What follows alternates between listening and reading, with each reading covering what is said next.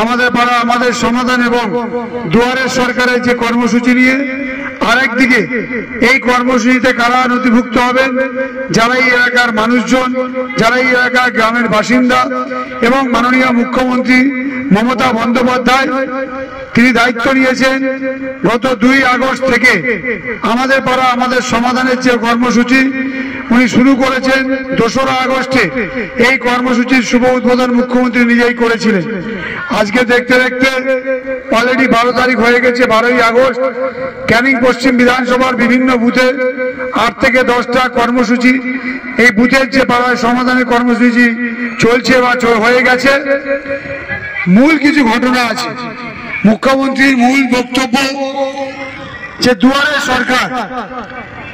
সরকার আমাদের সরকার, রাজ্যের মুখ্যমন্ত্রীর নির্দেশে সরকারি আধিকারিকরা কখনো বিডিও অফিস, কখনো এসডিও অফিস, কখনো বিআরও অফিস, কখনো কৃষি অফিস, কখনো থানা, বিভিন্ন যে সরকারি জায়গাগুলোর মানুষ যায়, আমরা যারা সাধারণ মানুষ প্রায় 4 কিলোমিটার, 8 কিলোমিটার, 10 কিলোমিটার, 12 কিলোমিটার দূরে আমরা ক্যানিং এ যাই। ক্যানিং এর বিভিন্ন সমস্যার জন্য, এই যাতায়াতের জন্য যে সমস্যা, যাতায়াতের যে খরচা, বয়স্ক মানুষের যাতায়াতের যে অসুবিধা, এগুলিকে সামনে রেখে সরকার প্রথমে দুয়ারে সরকার এনেছিলেন এবং তার সঙ্গে ইনক্লুড করে এই আমাদের পাড়া আমাদের সমাধানের এই কর্মসূচি করেছে। মল্লী বলেছেন যে প্রত্যেকটা অঞ্চলে হিউজ ভাবে নয়, 3টে বুথ মিলিয়ে একটা ক্যাম্প হবে।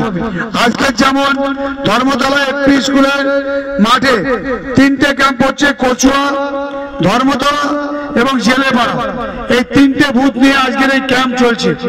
এই ক্যাম্পের মানুষজন যারা আপনারা এসছেন, আপনারা তো দুয়ারে সরকারে যা যা আছে সেটা করবেন, সাথে সাথে আমরা যারা আছি, আমরা জনপ্রতিনিধি, সরকারি আধিকারিক, আপনাদের বুথে 10 লক্ষ টাকা করে টোটাল সারা রাজ্যে 80,000-এর বেশি বুথ।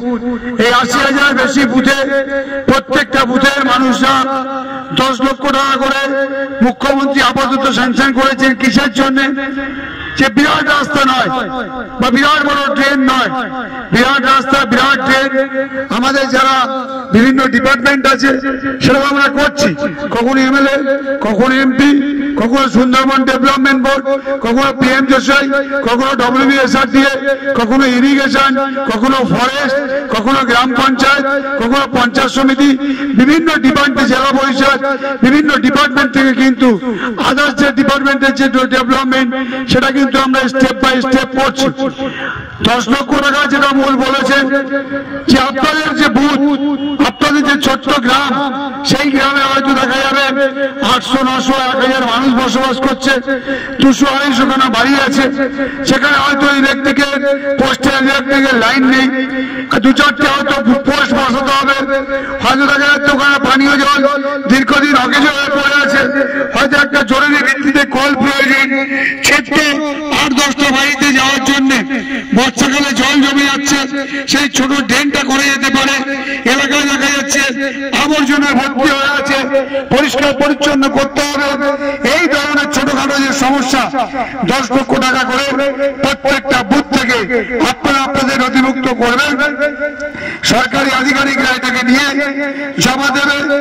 দীর্ঘ প্রোগ্রাম 80 দিন ধরে চলবে সারা রাজ্যে।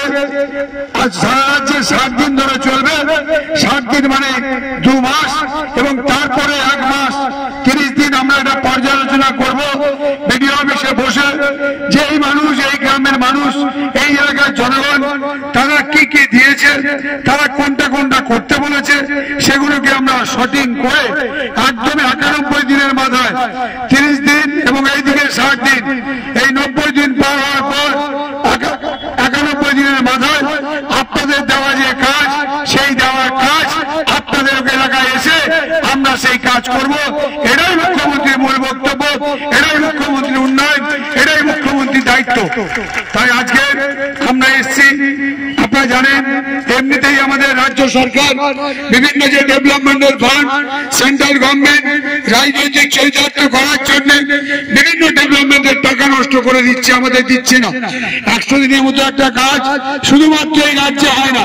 100 দিনের মধ্যে একটা গরিব মানুষ, যারা দিন আনা দিন খাওয়া মানুষ, প্রতিদিন অন্তত বছরে 100টা দিন কাজ পেত এবং এলাকা আরো ডেভেলপমেন্ট হতো। সারা ভারতবর্ষের এটা একটা রুলস, এটা একটা আইন প্রণয়ন করে সেন্ট্রাল গভর্নমেন্ট করেছে। সেই আইন প্রণয়ন আমরা যেমন বিধায়ক, আমরা যেমন রাজ্যে বিধানসভায় যাই, আমরা একটা আইন করি।